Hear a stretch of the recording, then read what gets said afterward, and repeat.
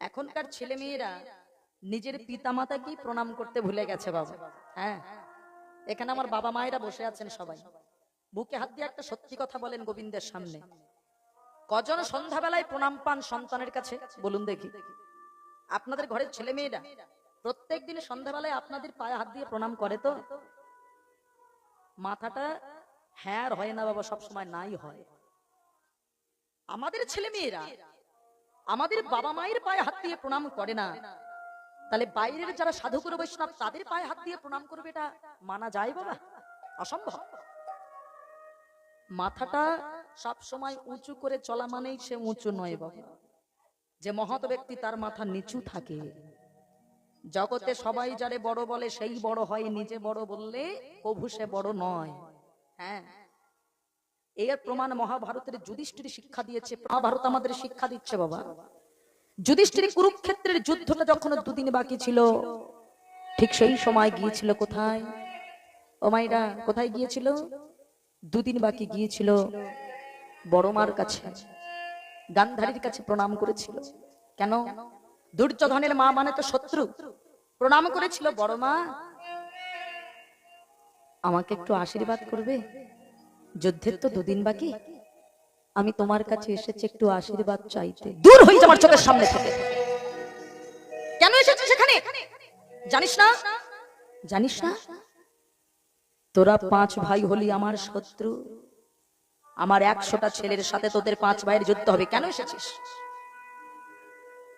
বড় মা, তুমি শত্রু ভাবলেও আমি শত্রু ভাবি না। কেন জানো? তুমি আমাকে দূর দূর করে তাড়িয়ে দিতে চাইছো, কিন্তু সবাই বলে যারা সংসারে জেঠিমা হয় তারা নাকি বড় মা হয়। কি গো মায়েরা, তাই তো হয়? তার মানে তুমি আমার মায়ের থেকেও বড়।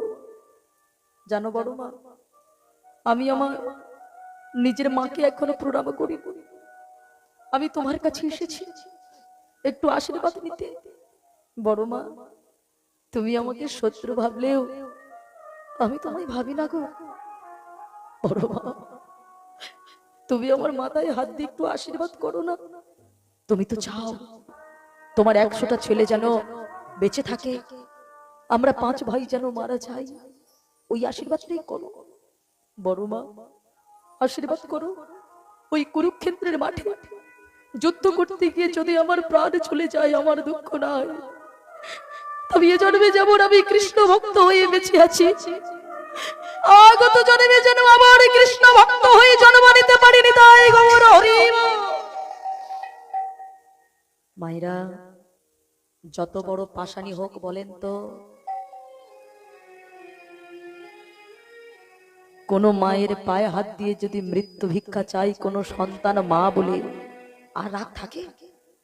তাড়াতাড়ি বুকের ভিতরে জড়িয়ে ধরেছি, যুধিষ্ঠির আমি তোকে শত্রু বলে দূর দূর করে তাড়িয়ে দিলাম, আমি সত্যি তোর মৃত্যু কামনা করতাম বাবা। এতদিন পর্যন্ত চাইতাম তুই মরে যা, এতদিন চাইতাম, আজ আর চাই না। ওরে, সারা জীবন তোকে কখনো মিত্র ভাবিনি, শত্রু ছাড়া। তুই কিনা আমার পায়ে হাত দিয়ে আমাকে মা বলে ডাকতি।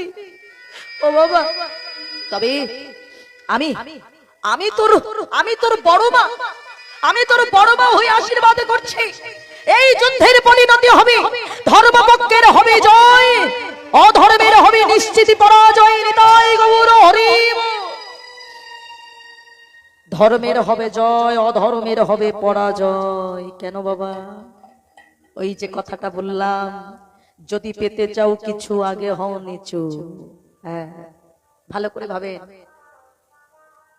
গান্ধারী খুব ভালো করে জানতো তার 100টা ছেলে অধর্মের হয়ে লড়াই করছে, জানতো না?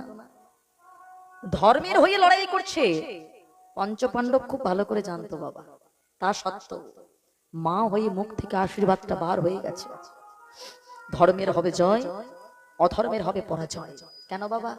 ওই যে বড় মা বলে মাথাটা নিচু করে প্রণাম করলো না, আশীর্বাদ হয়ে গেছে, চলে যাচ্ছে। ভগবান পিছনে দাঁড়িয়ে দাঁড়িয়ে হাসছে বাবা, পুরো ঘটনাটা দেখেছে, হাসছে। যুধিষ্ঠির, আমি জানতাম আমি হয়তো সব থেকে বেশি বুদ্ধিমান, এখন তো দেখছি তুমি আমার থেকেও বেশি বুদ্ধিমান। আরে বাবা, সবাই পরীক্ষা দিয়ে পাস করে, তুমি কিছুটা পরীক্ষাই দিলে না, অথচ তুমি উত্তীর্ণ হয়ে গেছো।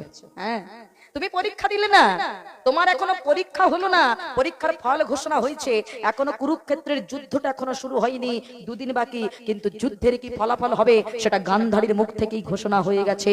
ধর্মের হবে জয়, অধর্মের হবে পরাজয়। কেন বাবা? নিচু হয়েছিল বলে। নিচু না হলে কখনো উঁচু হওয়া যাবে না।